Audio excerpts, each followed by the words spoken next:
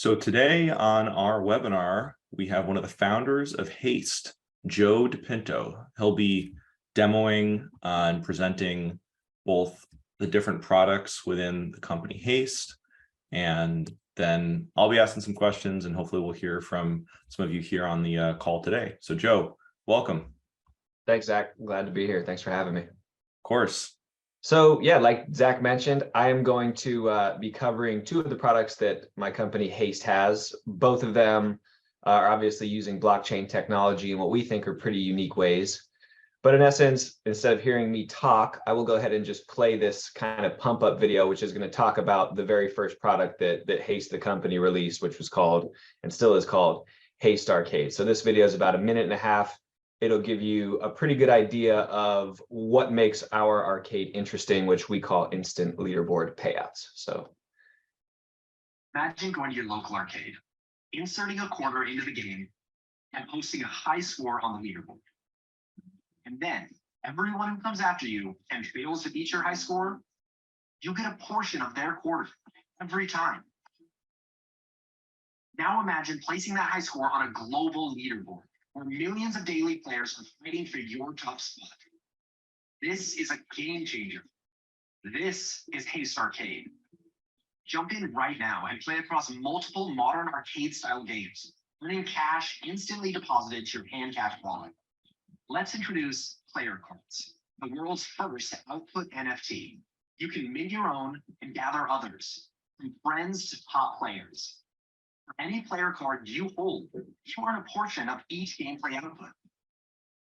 This is a Haste token. Earn them daily just for playing.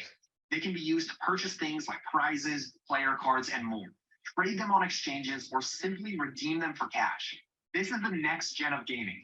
Play, earn, grow on Haste Arcade. So that video encompassed the main points of the arcade, which I'm going to show you now, assuming you guys can still see the screen. This is the actual Haste Arcade. And the three main topics that video hit on were the Instant Leaderboard Payouts, #1, player cards, #2, and Haste tokens, #3. And all of these things basically work together in what we call the Haste ecosystem, as I'll expand further on. So as a user, you're going to come to this site, and while we're using blockchain technology, that's not supposed to be the focal point of what we're doing. What we're doing is creating new experiences for gamers in general to be able to interact and have fun right now in the hyper casual traditional game sense. So what do I mean by that? Well, I'll show you a couple of these games here in a second, but you'll notice they're very, very simple. They're the games that you're probably playing, on an airplane, or if you have 5 minutes on a subway going to work or whatever it is. These are the games that, you're not going to see massive marketing campaigns behind. It's not Call of Duty. It's not, World of Warcraft type stuff, just very hyper casual. And the reason that we're going after that demographic to begin with, at least in the overall $300 billion gaming industry, is that it's the most difficult for the game developers to actually start seeing revenue get generated from their games. And that's because it has the most churn, right? Players come, they play this super simple game. Once that initial fun is worn off, there's not really an incentive to keep playing that game. So what we've done, and this is the first part of that, three-piece thing I was talking about from the video, is we've created a new way to incentivize these gamers to play these games. And it is with those instant leaderboard payouts. So what does that actually look like? I'm going to show two games real quick. Let's look at Tiger Run. So if I'm a gamer, I come to the arcade, I'm just looking for something to do. You click on one of these games. So right now, what we're looking at here is the overall leaderboard. And if you remember from that video, the concept of the entire arcade is you play one of these games. If you get on the leaderboard, anyone that plays after you, you're going to earn a portion of what it costs them to play that game. So if we come back up here, you can see right now, this is showing a 10-cent leaderboard. You can play all the games for free. You can play them for a penny, 10 cents, all the way up to $100. Has anybody played for $100 on here? A couple people have.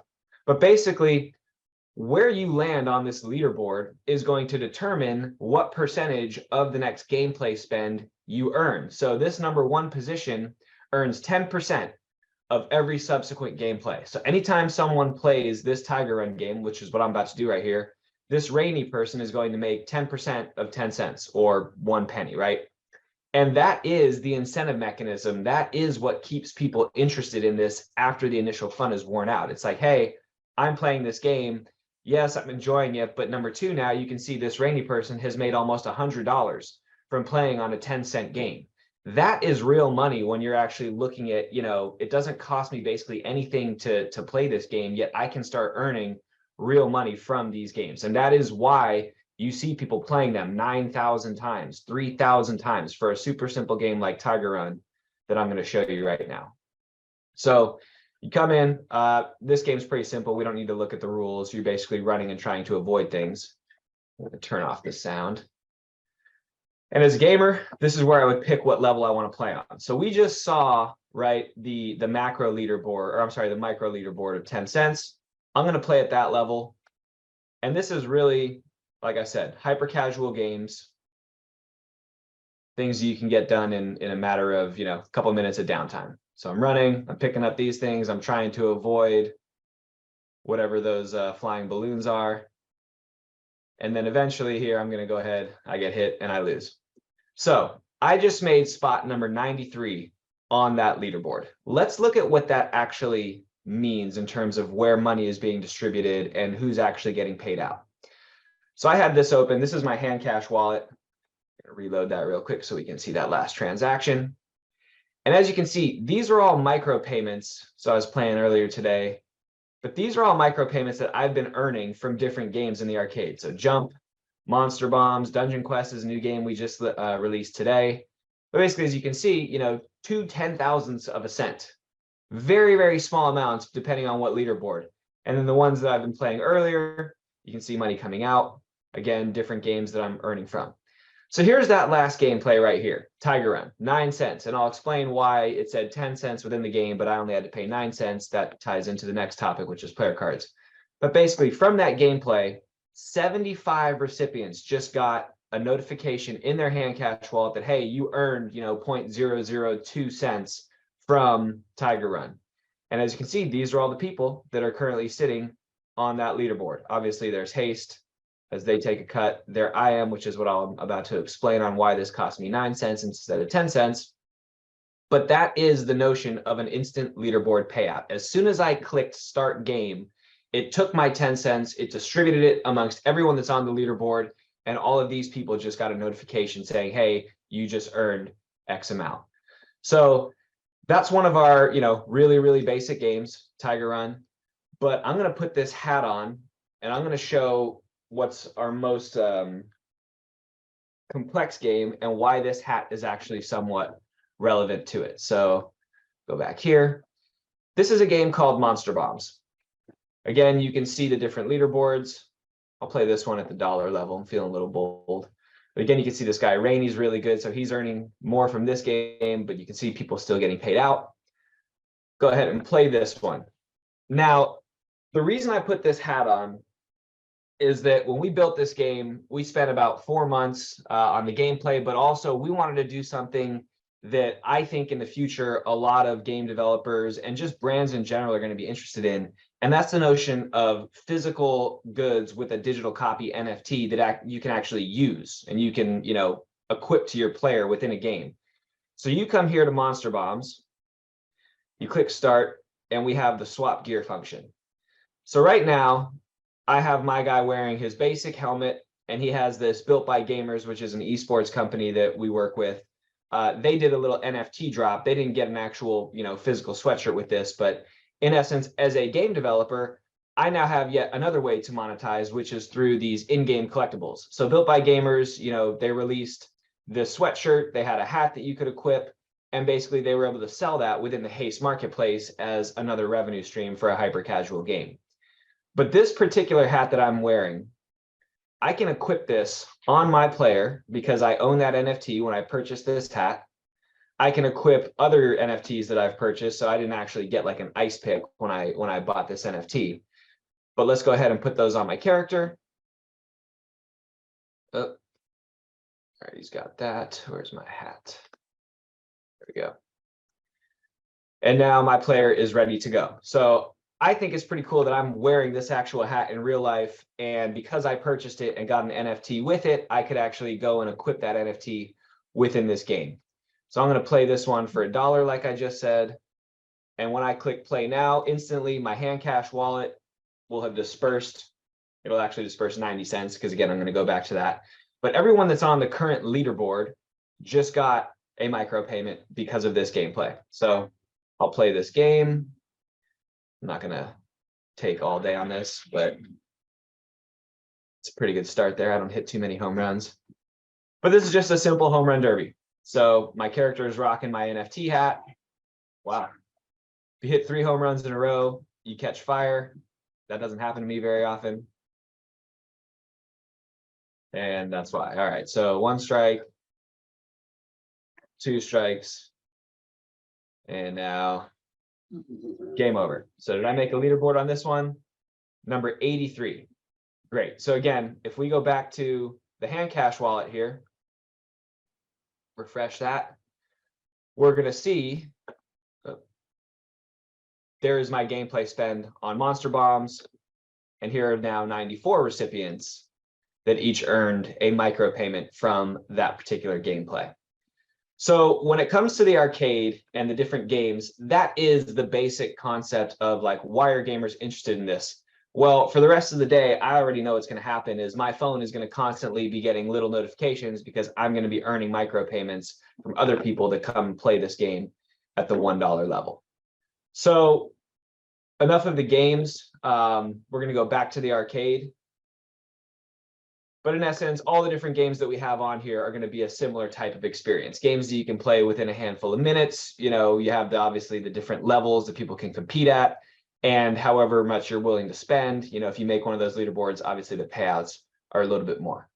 So these games in general, just one little side note here is that there's 14 games in total in the arcade right now. 7 of them have been built by us. The other 7 have actually been submitted by third-party game developers who saw this concept. They're like, wow, you know, instead of having the traditional hyper-casual gaming model where if you're a game developer, you're pretty much hoping that you put one of these games out, you run some, you know, ads on Facebook or on Instagram, and eventually you get enough users where your game is making ad revenue. So you got to have, you know, tens of thousands, hundreds of thousands of people playing these games before you're even going to start to see some of that revenue.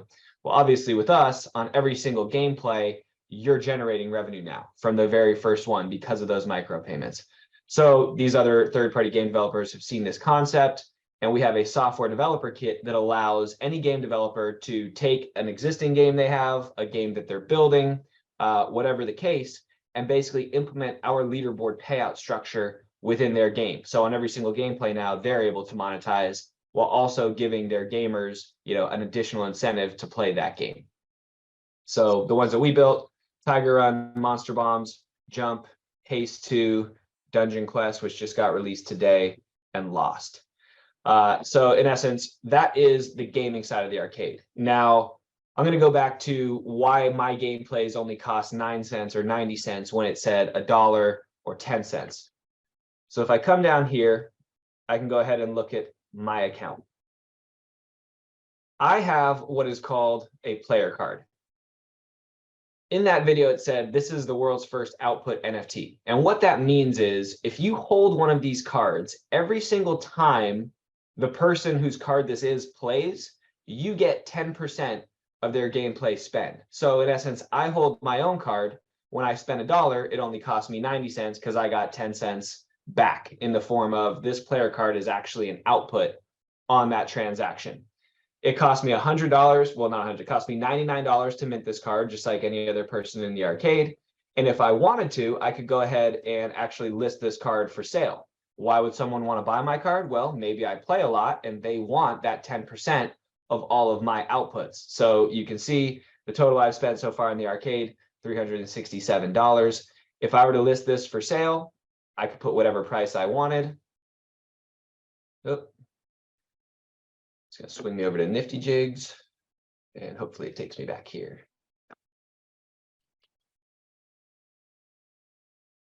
There we go. And Joe, this is all like live. This isn't like a demo version of the software, right? This is all actually happening, real payments on chain. Correct. Everything you're seeing is live. There have been over 500,000 gameplays at this point. Like none of this stuff is coming soon. This is all built, and most of these features actually, like the player cards, have been around for over a year at this point. So again, let's see. If I wanted to sell my actual card, I would list it for, I mean, I'm not going to do this, but I really like my card. So maybe $10,000. If someone wanted to come and pay that, be my guest. But if I did list it, it would end up showing up in this marketplace, which I'll show in a second. So in essence, the notion of a player card, why it makes sense for me to have it. Number one, if I'm an NFT fan, it's pretty cool. I have my own card at this point. But number two, I'm going to get that rebate. Other things that player card holders get, other special, access would be early access to games. They have a private channel on our Discord, so they have a little bit more like close communication with the Haste team themselves. We've had some player card holders suggest ideas for games or concepts within games that are actually pretty cool. So it's kind of like a VIP experience. It's a little bit, or it's a way to distinguish yourself from other regular gamers within the arcade and also get some pretty cool benefits. So in terms of what that marketplace looks like, there are people who are selling their cards, right? So this is mint number 154. This person wants to sell it for $350. If I was interested, I'd see, okay, they've only spent 18 cents in the arcade. $350, probably going to take me a long time to actually recoup what I would be paying for that particular card. This one, same deal, $500. They've only spent $1.50. If I'm only getting 10 cents of their gameplays, it's going to take them a while. And you'll see some characters like this person, they've spent $12,000 in the arcade so far. They're selling their card for 100K. For $1 million, pretty expensive. But in essence, the notion of this output NFT was something that we wanted to create. And so player cards was what we ended up coming up with for that. And I think about 200 people so far out of the, there's about 15,000 total Haste accounts. 200 people actually have a player card. Now, you don't have to list it for sale. As you notice, like mine's not going to be up here. I like holding on to it because I like those outputs.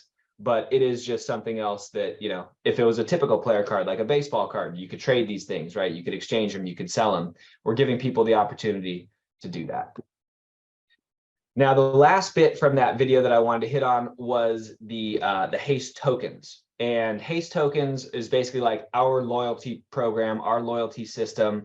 It wasn't a token that we went and had like a pre-sale for. The only way you get these is just through gameplays within the arcade. So if you think about a traditional arcade where you go in there, you play skee ball or you play the basketball shooting game or whatever other games they have, you typically get these arcade tickets just for playing, right? It doesn't matter if you make the leaderboard or not, you're still getting a ticket that you can then go to the arcade prize board at the end of the day and, go redeem your tickets for a stuffed animal or for a PlayStation or for, some silly glasses or whatever it is.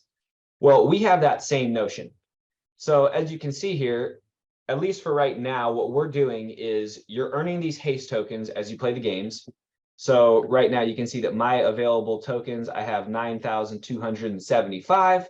I could redeem these for a $10 gift card, or I could even redeem them for a $25 gift card. And this is like a simple integration we have with the company that does this. You can basically go and get a Starbucks gift card, Apple, Visa, whatever. They have hundreds of different cards that you can redeem these credits for. So this is one way for someone to actually off-ramp and monetize, if they didn't want to hold the crypto that they're earning, if they wanted to actually cash it out into something that they could spend, at a place they enjoy. This is one of the ways that you can do that. The other things you can use these tokens for, aside from redeeming for gift cards, you can see here, these are the NFTs from the last game. I can purchase these with either BSV, Bitcoin, or I can purchase them for Haste tokens. So let's see one that I don't actually have yet. I don't have this guy.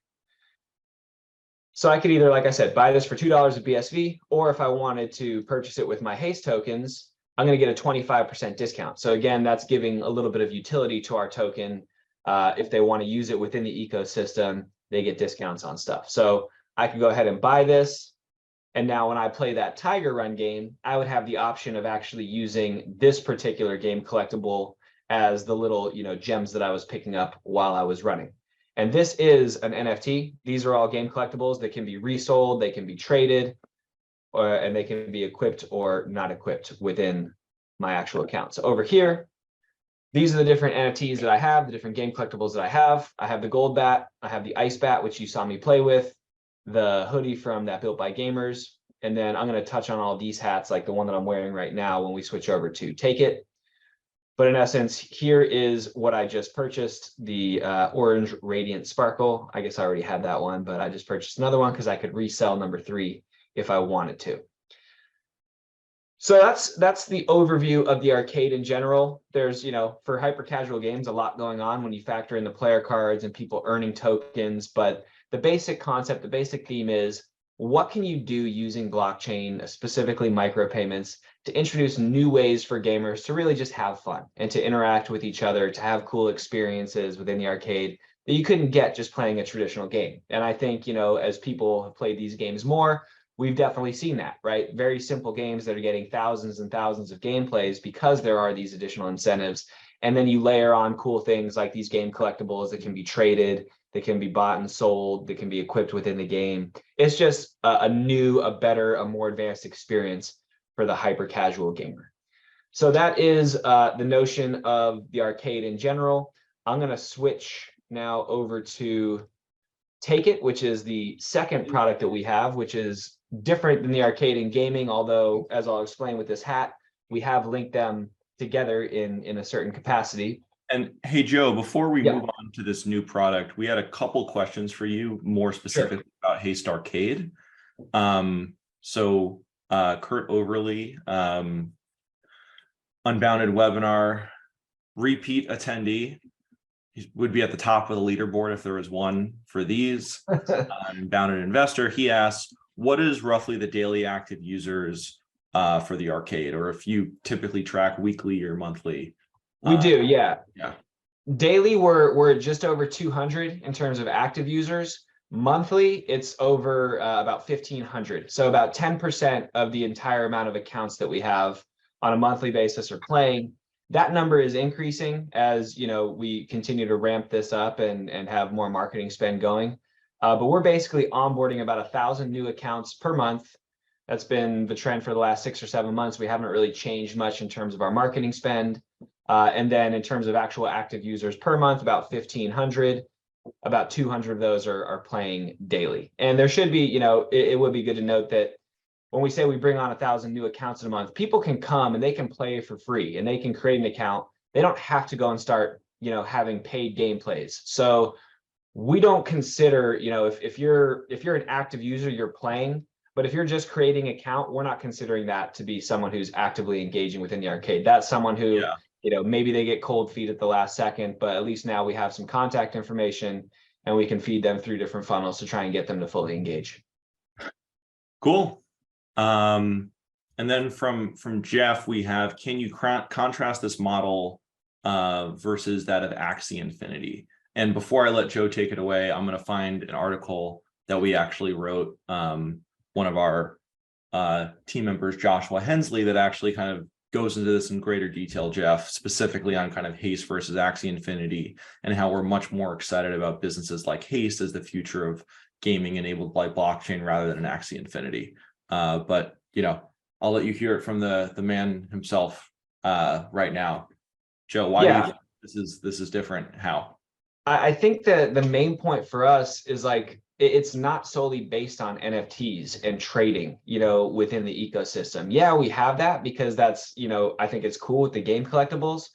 But as a game developer, right, this is for the hyper casual game dev who maybe they spend a month building their game and they want to monetize immediately. Well, it's the game plays that are allowing them to do that. Like if you're running a game and your only revenue stream is the NFT, you've got to hope that someone purchases that NFT. And so when you think about Axie, being on Ethereum and all that, it really limits how many people can actually participate in that ecosystem. If I'm having to buy an NFT up front just to get involved in the game, I mean, I saw some of those Axies going for thousands of dollars. Like you're cutting off, there's 3 billion gamers in the world. You're cutting off 2.999 billion of them from even being able to come and look at the game that you've created. So for us, it wasn't about, how can we make NFTs and make that the focal point. We want it to be traditional. Hey, these are arcade games. This is something that you're spending a penny, 10 cents, maybe $1 on to go and have fun for a very brief amount of time. And, if you do want to take deeper dives, then sure, we have the cool NFTs and the game collectibles and the player cards. But in terms of, what Axie did versus what we're doing, we're focused, I think, on much more casual gamers. And in essence, trying to make this something that all 3 billion quote unquote gamers around the world could actively start participating in without having to the knowledge of blockchain or of NFTs, right? They just need to know, okay, I have a wallet, I can go and play. That's it. I don't have to worry about buying anything up front, no NFTs to like get me into this ecosystem. And for us, we just think that opens us up to a much larger market. Yeah. So in short, you're playing and earning, not playing to earn. Because ultimately, the playing to earn model of Axie Infinity and these other games, while it resulted in a really high growth curve initially, it was unsustainable and completely subsidized by, speculation of what we would view as glorified Ponzi schemes with these, Axie tokens and Axie NFTs. So if you don't have kind of those, at the time, maybe tens of millions of dollars, if not more, going into these things to subsidize people to earn all this money, you don't have a sustainable business model. Where with Haste, it's, people are not getting subsidized by speculators. They're putting their own money at risk to play the game because they want to. And that's a very different type of customer profile. So thank you, Jeff. That article that Josh wrote, I mean, you nailed it. There's two things. There's play to earn versus play and earn. And, with a lot of the original blockchain games, play to earn was the tagline. And what Josh highlighted in that article that you're mentioning, which really stuck out to me, is if you're gaming, that really shouldn't be your driving factor as to why to go to do something. Like, gaming is supposed to be fun. It's supposed to be something that you're doing because you actually enjoy it. If you're just doing it to earn, there's nothing wrong with that, but we wanted our games to be more of the play and earn. So I'm coming here for the fun aspect of it. Earning is just a bonus. Whereas, in the Axie model, it's like, it's all about earning. Like, the game wasn't really that engaging. It was just, you have to develop this character and then you can hopefully sell it for more than you paid for it. Completely different, like you said, user profiles on who's going to want to be doing each of those. And again, for us, like the 3 billion gamers in the world, we think the majority of them are playing games first because they're fun. And then if they learn that they can earn after, that is a bonus.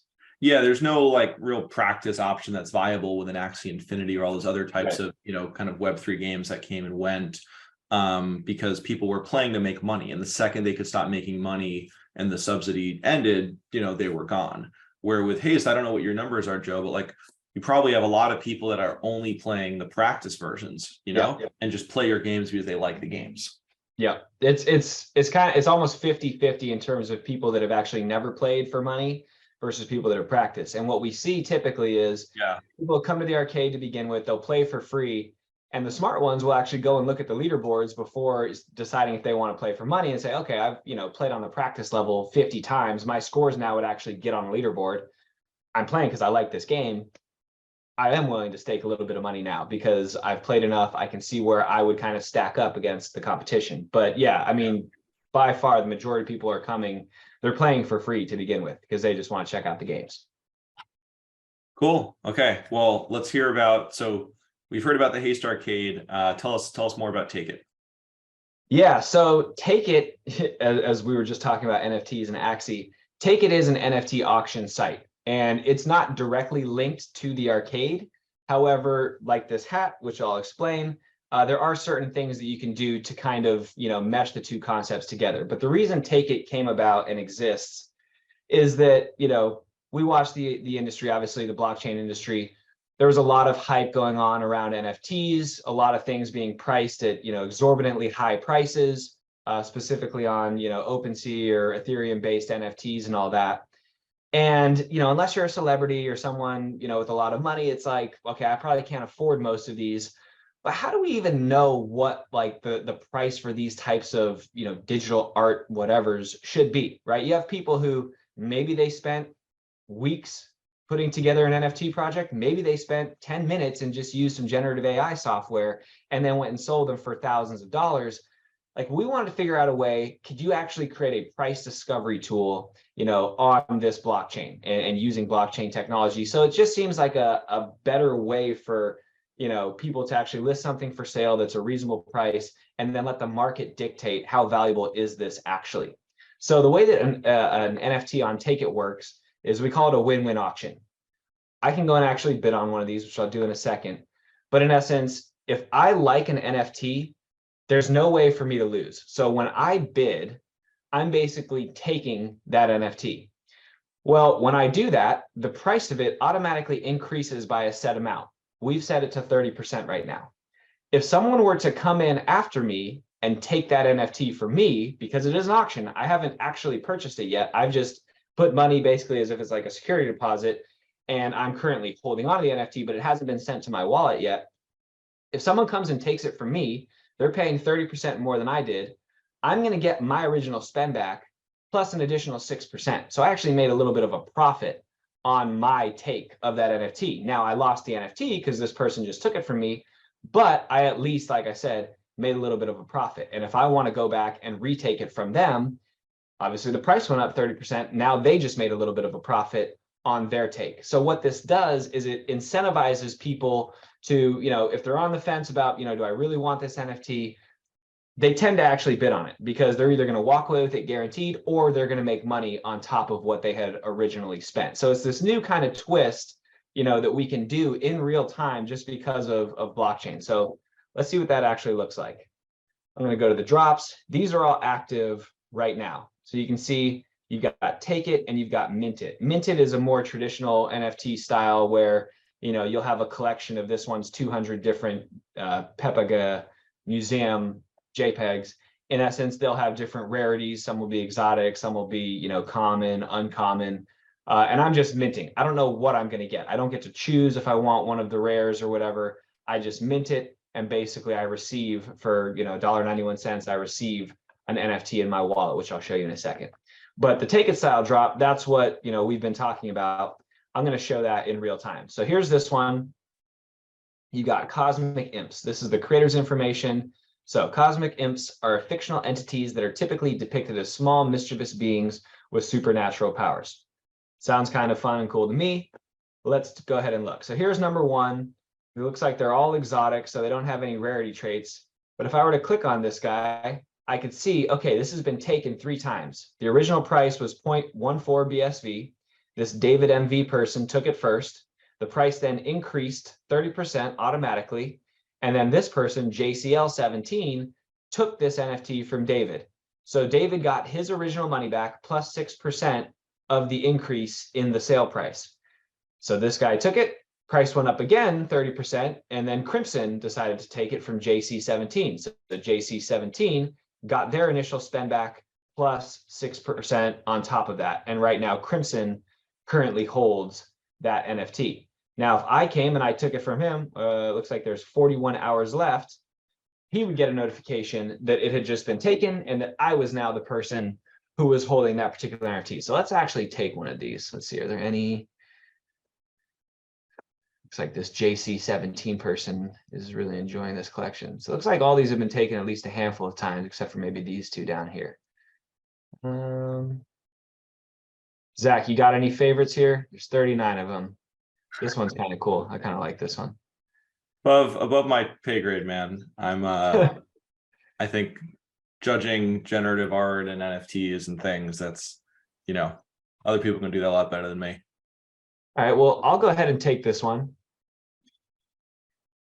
And then, okay, I'm the taker. So you see the price right there just increased. So it went from 534 to 695. Now, I still have to wait 45 more hours or almost 46 more hours. So someone still has the opportunity to come and take that from me. But for the time being, I'm currently in control of this NFT. Now, if this auction were to close, it would go to my wallet. So let's go and have a look at the NFTs that I've purchased prior.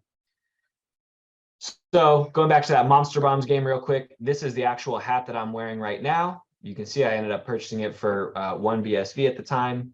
And this hat was then, sent to my character both in the video game and then shipped to my house in the real world. But here's some other NFTs that I've taken part in. As you can see, nothing crazy, no $1,000 things. This one was $2.33. And that again is just, what we felt was one of the cool aspects of using Bitcoin and blockchain was the smaller priced goods, right? Like selling something for $1.82 on the internet right now is not really practical just because of the credit card processing fees, but on the particular blockchain that we use, where transactions are less than a fraction of a cent, you can do things like this. So if I'm a creator, I created 250 of these, charged $1.80 for each of them. That's decent revenue, right? From a collection that it doesn't look like a whole lot of effort went into this, but if someone's willing to buy it for $1.80, why not let them? So in essence, if that NFT that I just bid on ends up being mine, I'll see that in my NFTs in the future. Now, if I wanted to list one of my NFTs for sale, because we also have the marketplace, I could go ahead and do that. So let's take a look at this guy. I'll say if someone wants to buy this for $10, I'll let them do that, make the minimum bid $5, and I'll list it. So someone could then go to the secondary marketplace and they could go ahead and purchase that particular NFT. You can do things like you can watch. So if I wanted to, this Zoom thing is in the way there. Let me see. Find my marketplace. Here we go. If there was a particular NFT, so there's the one that I just listed. Let's say I didn't get to buy one of these, I got outbid. I could go ahead and watch this. So I'll add it to my watch list. Here's my, oh, I'm sorry, that's already on the marketplace. So I could just purchase that. The watch list would be for something that isn't actually for sale. It'd be like any of those NFTs that I had bought if I list it for sale. So if someone had been watching this, they would now get a notification saying, hey, common number 182 from the Reaper's collection is available. I would then get a notification if I was the person selling that. So as you can see here, there's a couple people that are watching some of the things that I already have. So how this tied back to the arcade, like I said, I showed you guys already the different NFTs that I've purchased. So these physical to digital hats, that was the first thing we had ever really attempted in terms of linking the arcade with Take It. In the future, I think that most of our game collectibles will be sold just right through Take It. We're definitely looking at ways to integrate that directly to the arcade platform, just because it seems like a natural fit. But in essence, what we wanted to do with this was just prove hey, there is this concept of physical to digital NFTs. We have a gaming platform where it would be really cool if we sold, some physical gear that people could then see on their characters within the games.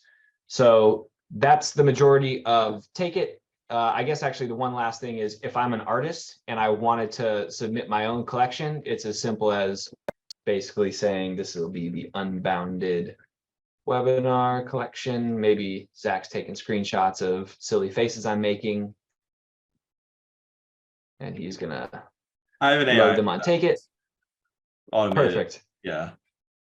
But I would upload a banner image and then a profile picture and confirm. And at that point, I don't have to have all of my NFTs made. We basically get a notification internally saying, hey, there's a new collection that's just been posted. You need to go and grab more information from them. And then, if they go through this voting process, they would be able to launch their collection. So let's say I just submitted something. It would be all the way down at the bottom here. So it looks like Bored Ape Cypher Club. They probably just listed this. And we just let the market decide which of these collections should actually, show up on that main drops page. So anyone can submit a collection. You need to get 50 votes for your collection to actually make it to the drops page, at which point, you set the price, you set the quantity, and you can have everything uploaded. So I could vote on these if I wanted to. Here's a Duro Dog. That's kind of cool. I'll vote on that. So he now has 4. If I wanted to vote again, I would have to pay $1. So you get 1 free vote as a user, or you have to pay $1 to continuously vote. And eventually, if you're lucky enough, you get 50 votes, you get this little rocket ship, and that means that you're now being prepped for your launch. And so right now, wow, there's 11, 12, 13 in the queue. So quite a few people submitting collections. It's been really cool. We've seen some of these things go for, a couple $1,000s a piece. One just resold recently for I think $1,500 a single NFT. So people are definitely engaging with it. They like the idea of this win-win auction type where, like I said, you're either making a profit on your bid or you're getting to keep the NFT. So if you're actually interested in the NFT you're bidding on, you can't lose. So that is going to wrap up the Take It platform as well. I don't know if anybody had questions, or Zach, you had anything you wanted me to follow up with there? No, pretty clear there. So Yeah, just as a reminder, everyone, thank you for joining today's webinar. We're about 3/4 through and now have some time for some more questions. So if you'd like to ask one and do it live, feel free to just raise your hand and we'll unmute you. Put a question in the chat, but until then, I got some questions for Joe. So we didn't really cover this right now, how things are denominated in both Take It and the arcade. It says dollars, but it often lists the BSV price.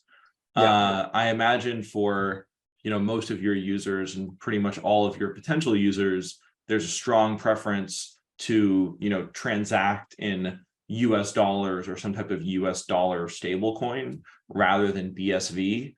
Where is that on the roadmap, and how does that kind of figure into how you're thinking about the UX of both your products here at Haste?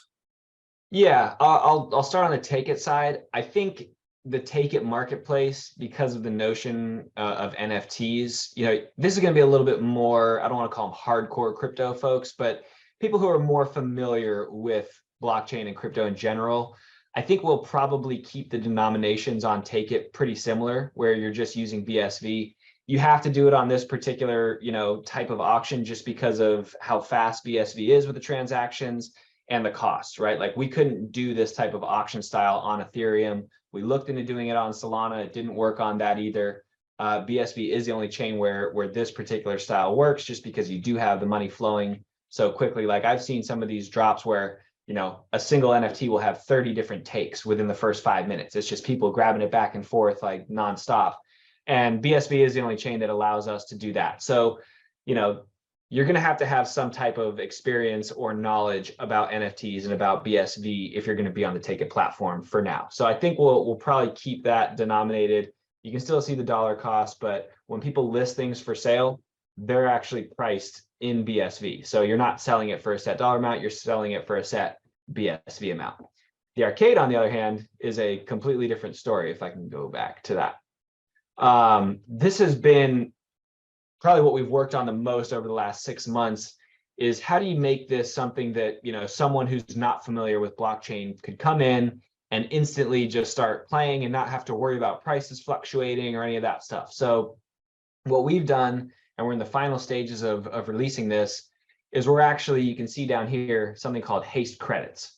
You're going to be able to, as a gamer, come to the arcade. You can play for free. If you want to start competing to actually earn, you'll be able to use a credit card or link a bank account and purchase these Haste credits. Okay, so instead of having to go and figure out, I have to buy BSV, I have to download a wallet to do all this, I have to find an exchange that has it, you'll literally just be able to come to the arcade, keep a credit card, all on the same page, all on the same user interface, and buy these Haste credits and start playing with those Haste credits. So, the idea behind that is, if you're going to go and start trying to attract people who aren't very crypto familiar, just give them something that they're already used to. And a Haste credit that's not fluctuating in price, that they can buy with a credit card, we felt like that was the best approach to take. So like I said, we're in the final stages of that. There has been quite a bit of, not difficulty, but just the credit card processing companies, especially for digital payments in the gaming space. There's a lot of different hoops that you have to jump through. They have a lot of different concerns that they have to meet. For example, like all of our games, this is something I didn't touch on, but they're all skill-based, right? Like a credit card processor is not going to touch a site where they have a game that, is actually more chance-based than skill. And what that means is a random number generator within the game cannot have more than like a 49% outcome on that game. So basically, like, you have to have skill in these games in order to win. It can't just be like, oh, I got lucky and this random number generator, gave me the best hand, so I won this hand. That would be a chance-based game. They consider that gambling, and it's very difficult to get credit card processors that will actually approve you for gambling related issues. So that is another thing about all these games in the arcade. They're all skill-based. And, that's just an example of one of the hoops that we've had to really work through and make sure we had ironed out as we talk to these credit card processors who, are hopefully going to allow us to take just casual, regular credit card, debit card payments right through the site. I'm sure you'll find someone. So we got a question here from Rachel. Yeah, when you started Haste, did you always have hand cash wallet in mind, or did you have other ideas like, I'm going to make my own wallet instead? It's interesting. The original Haste game, there was a game called Haste, and I'm going to show you this game real quick. This is Haste 2. The original game was built, myself and my co-founder, we were trying to demonstrate like micropayments. We weren't thinking about let's make a gaming company and an arcade and all this stuff. It's just like, what's the fastest, easiest way we could demonstrate, how cool a micropayment is. I think it's really cool to get paid, a fraction of a cent throughout the day. So we built this little, it might have even been built on Wix, just this little application. You'd be on your phone, you would choose like the payment level. So like I said, 1 cent all the way up to $100. You'd hit start game, your entire phone screen would go blank. And then at some point in the next 2 to 3 seconds, a little yellow dot, which you can see above the Haste logo there, that's where we got that from, would show up somewhere on your screen. And the entire purpose of the game was to just tap that dot as fast as possible. Your score is measured in milliseconds. So, my score would be 496 milliseconds. Maybe yours was 372, whatever, you'd be ahead of me. And that was it. That was the entire game. And the reason we were able to actually build that out was because Handcash had just released the Handcash Connect. I don't know if it was an SDK or API, but in essence, it made it extremely easy for someone to come to our Haste, game site and sign up or link up using Handcash and connect their wallet and start spending through Handcash immediately. So in the very early beginnings, we had no notion of let's build our own wallet. Handcash and Handcash Connect made it extremely easy for people to start playing and start earning. And so we've never really even considered, should we build out our own wallet? Now, I do think in the future, and those credit card payments I was just describing, obviously you want to reduce the barriers to entry for outside people, outside mainstream gamers to get into the ecosystem. We don't want them to have to download a Handcash wallet just to start playing. So they'll be able to purchase these credits, start playing in competitive environments. But if they actually want to withdraw their winnings, so say I've actually won some money now, then I would have to go and download a Handcash wallet, which at that point, you would think the value proposition makes sense. I have $10 sitting here. Why not just download this wallet and extract that $10? Whereas if I don't ever end up making money, I don't have to ever, have a wallet that I'm never going to use. So does that answer your question? Yeah, thank you. Cool. Thank you, Rachel. We got one from Jeff here in the chat. What are your goals on daily active users? 6 months, 12 months. Just how you're thinking about goals of growing the arcade. It might be helpful to also talk about. This is something I have some insight in. Your top goal hasn't been growing the user base so far. It's been building out the technology to allow yourselves to grow much more massively in the future. Can you maybe give a little more color on how you've thought about kind of building the technology versus growth in the past and how that's going to be changing over the coming months and years? Yeah, I mean, that is the main purpose of this, Haste credit, right? And making the onboarding a lot easier. So what we've done for the last 12 months, I feel like I don't want to say exhausted the BSV ecosystem, but the truth is, we're playing with BSV. That is the currency that right now people are having to use. And it's an extremely difficult currency to get if you're not very familiar with it already. Like a mainstream, person who sees the arcade, I would bet that they probably wouldn't be able to just come in, find a place to buy BSV and start playing. So for the last 12 months, what we've done is we've started testing, different marketing approaches. So we're talking about paid advertisements on social media platforms. We're talking about partnerships with esports, players or organizations where they're going on their Twitch stream, and maybe right before they play Fortnite for 2 hours, they say, hey, come join me in this Haste Arcade tournament. Here's my referral link. If you get on this leaderboard, you're going to actually earn micropayments from other people that are playing. Or, we'll do a specific tournament where as another incentive to get, these Twitch followers to actually come to the arcade because they've never heard of it before. It's like, here's a $500 bonus to whoever wins like my specific tournament. So we've tested these things out. We've seen, okay, right now we're able to get people to the top of our funnel for basically like 3 cents. Like our click ratio on our ads is very, very good compared to traditional hyper casual games from what we've seen.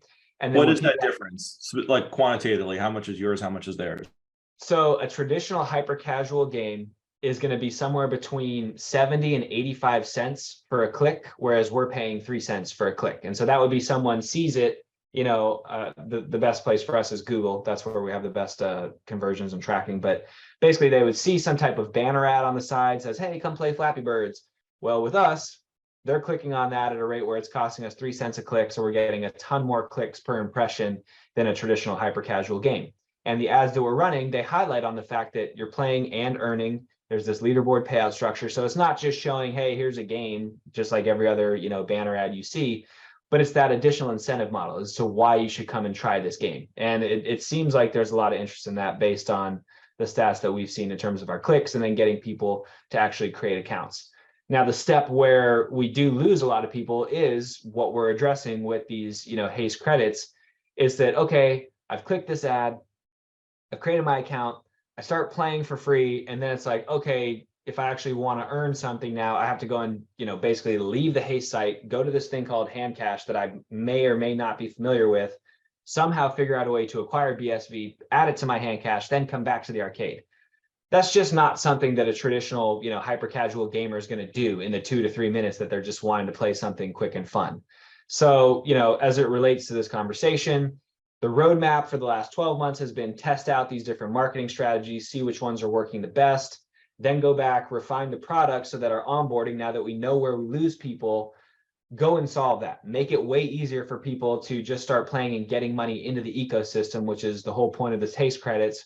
And then once that's all built out, which, like I said, we're in the final stages, then go and drastically increase the marketing spend that we've been doing on the paid ads because we're seeing good results, that we've done with these esports gamers, because the stat there would be the very first tournament that we ran, there was about 2,000 different people that saw it. So they were watching these built by gamers. There were 4 of their different streamers who were talking about this.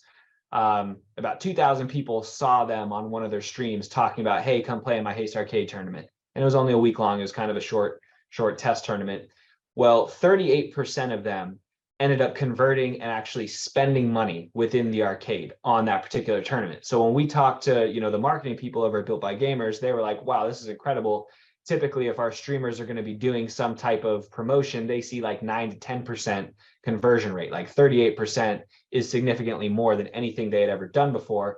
And then Built by Gamers, the esports company, is obviously, they're getting, some revenue generated from that as well, because they're going to get one of those outputs on any referral that comes in through their streamers. So again, to kind of just sum all that up, the last 12 months, tested some marketing strategies, saw where people were getting bottlenecked within the funnel, address those concerns is where we're at right now, make it easier for people to get money into the ecosystem.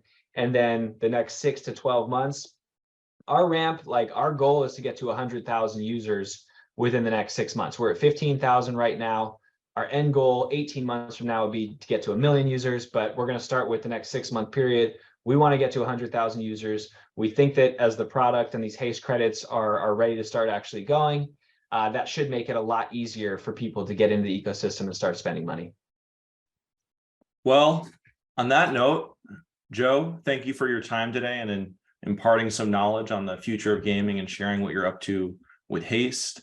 Thank you, everyone, Jeff, Rachel, Kurt today for the questions. Thanks everyone else for joining the webinar, and for those that are listening, not live. And I hope you have a great, rest of your day. And for the people that are here with us live, perhaps we'll see some of you in person on Thursday for the Unbounded Perspectives Live in Austin, where Joe will be speaking and giving a more condensed presentation on what he's building with Haste. So thank you, everyone.